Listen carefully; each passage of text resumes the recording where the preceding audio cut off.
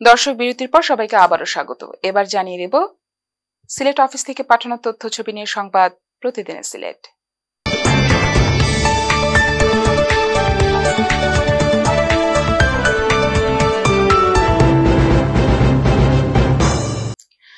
বাংলাদেশের অর্থকরী ফসলের মধ্যে চা অন্যতম। চলমান প্রচণ্ড তাপদাহ ও অপর্যাপ্ত বৃষ্টিপাতের পাশাপাশি বিভিন্ন রোগ ও কীটপতঙ্গ ছড়িয়ে যাচ্ছে চা বাগানে। এ অবস্থায় চলতি মৌসুমে উৎপাদন কম হওয়ার আশঙ্কা করছেন দেশের চা শিল্প সংশ্লিষ্টরা। মৌলভীবাজারের শ্রীমঙ্গল ও কমলগঞ্জ উপজেলা থেকে আমাদের সহকর্মী পিন্টু দেবনাথ জানান, চা বাগানের প্লান্টেশন এলাকায় চা গাছে লাল মাকড়সা ও মশার আক্রমণ দেখা দিয়েছে। চা উৎপাদনের এই অনুকূল মৌসুমে চা গাছ সমূহে কীটপতঙ্গের আক্রমণের ফলে চা গাছগুলো বিবর্ণ হয়ে পাতা কুঁকড়ে যাচ্ছে। বাগানগুলোর সেকশনের পর সেকশনে দেখা দিয়েছে এই রোগ।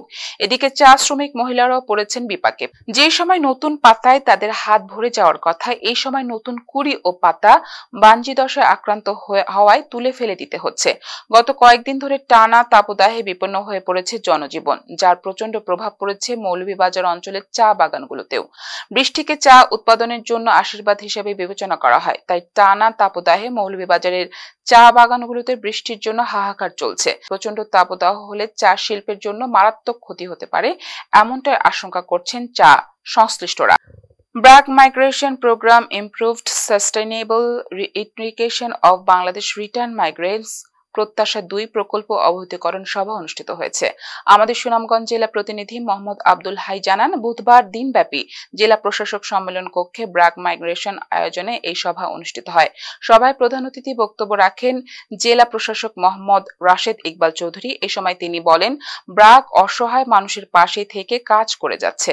বর্তমানে আমাদের দেশের তরুণরা বেশি বিদেশমুখী হচ্ছে। এই সকল কাজে ব্র্যাক জড়িত হয়ে মানুষের সেবা সহজ করতে কাজ করে যাচ্ছে।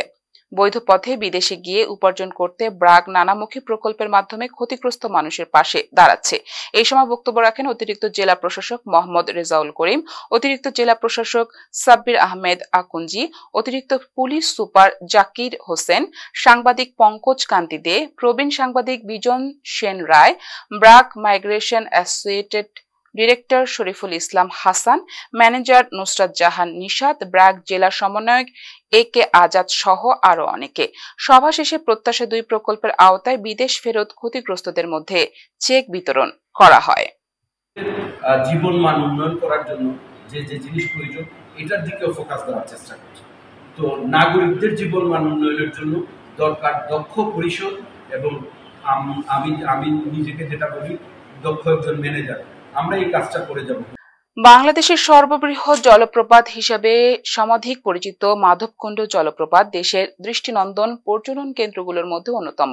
বর্ষাকালে অপরূপ সৌন্দর্যের মোহিত করে সকলকে, যে কারণে এ সময় পর্যটন কেন্দ্রে বাড়ে পর্যটকদের ভিড়। বড়লেখা থেকে আরো জানাচ্ছেন তাহের আহমেদ। দেশের অন্যতম পর্যটন স্পট মৌলভীবাজার জেলার বড়লেখা উপজেলার মাধবকুণ্ড। অপরূপ সৌন্দর্যে প্রকৃতি সাজিয়েছে বিশাল আকৃতির এই জলপ্রপাতটি। নিচ থেকে প্রায় 350 ফুট উচ্চতায় অবস্থান মাধব চড়ার। পাতারিয়া পাহাড়ের উপর দিয়ে গঙ্গামারা চড়া বহমান। এই চড়ার পানি মাধবকুণ্ড জলপ্রপাত হয়ে নিচে পড়ে। বিশাল এই জলরাশি পশ্চিম দিকে প্রবাহিত হয়ে মিশেছে হাকালুকি হাওরে। প্রতিদিন অসংখ্য পর্যটকরা আসেন প্রকৃতির এই ভালোবাসা উপভোগ করতে। অনেকেই পানিতে নেমে স্মৃতিগুলো ছবি তুলে সংরক্ষণ করেন। হলো যে ঝর্ণাটা, ওখানে সবকিছু মানে প্রোটেকশনও আছে যাতে কেউ নিচে না নামতে পারে বা বেশি গভীরে না নামতে পারে। এটা অনেক সুন্দর।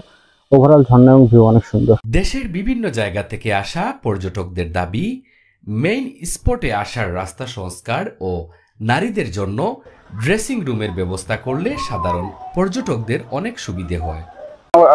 7 কিলোমিটার হেঁটে এসেছি মূল স্পটে। আসার সময় কিছু অসঙ্গতি দেখতে পেয়েছি। রাস্তায় কিছু ভাঙাচুরা আছে, বস্তা দিয়ে রাখা আছে। সে ক্লান্ত হয়ে যখন বসবে, এখানে বসার যদি জায়গা না থাকে তাহলে তো বিষয়টা সুন্দর দেখায় না। পাশাপাশি এখানে যদি কর্তৃপক্ষ বা সরকার যদি কিছু চিড়িয়াখানার ব্যবস্থা করতে পারে তাহলে আরো বেশ ভালো হয়। জীবনে ফার্স্ট টাইম আসছি এমন জায়গায়, মানে যে নিজের ভিতরে এমন একটা আনন্দ ফিল হচ্ছে, কি আর বলবো। চেয়ারের ব্যবস্থা করলে ভালো হবে, আর মেয়েদের যে ড্রেসিং যে চেঞ্জ করার যে ইয়েটা, ওটা করলে ভালো হবে। 2000 সালে পর্যটন স্পট হিসেবে স্বীকৃতি পাওয়া মাধবকুণ্ডে রয়েছে পর্যটন পুলিশের সার্বক্ষণিক নিরাপত্তার জন্য কার্যক্রম করে যাচ্ছি। টুরিস্টরা যাতে এখানে এসে কোনো সমস্যার সম্মুখীন হতে না হয়, আমরা সবসময় সজাগ থাকি, রানিং টহল দিয়ে থাকি, যাতে কোনো পকেট মার, ইফটিজিং এগুলোর মধ্যে যাতে সমস্যা না হয়। উপজেলা প্রশাসন জানিয়েছে খুব দ্রুত মাধবকুণ্ডকে আরও আধুনিকায়নে উদ্যোগ গ্রহণ করা হবে। আমাদের বসার যে ব্যবস্থা রয়েছে পর্যটকদের জন্য, সেগুলো কিভাবে আরো আধুনিকায়ন করা যায় এবং এর পাশাপাশি যেগুলো আছে সেগুলোর পাশাপাশি আরো নতুন বসার জায়গা করা যায় কিনা সে বিষয়ে আমরা দেখব এবং আমরা উদ্যোগ গ্রহণ করব। মাধবকুণ্ড জলপ্রপাতের যে সৌন্দর্য সেটি পরিপূর্ণ উপভোগ করতে পারেন সে বিষয়ে আমরা কার্যকর পদক্ষেপ গ্রহণ করব। Taher Ahmed, NTV Europe, Barlekha. দর্শক, সংবাদ শেষ করব, তার আগে আবারও জানিয়ে দেব সংবাদ শিরোনাম। যুক্তরাজ্যের আগামী সাধারণ নির্বাচনে বিরোধী দল লেবার পার্টির 6 প্রতিশ্রুতি। ইসরায়েলের সাথে অর্থনৈতিক সম্পর্ক ছিন্নের দাবিতে লন্ডন স্কুল অব ইকোনমিক্সের ছাত্রদের বিক্ষোভ। এবং খালেদা জিয়ার নিঃশর্ত মুক্তি ও তারেক রহমানের উপর দায়েরকৃত মিথ্যা মামলা প্রত্যাহারের দাবিতে পূর্ব লন্ডনে যুব সমাবেশ।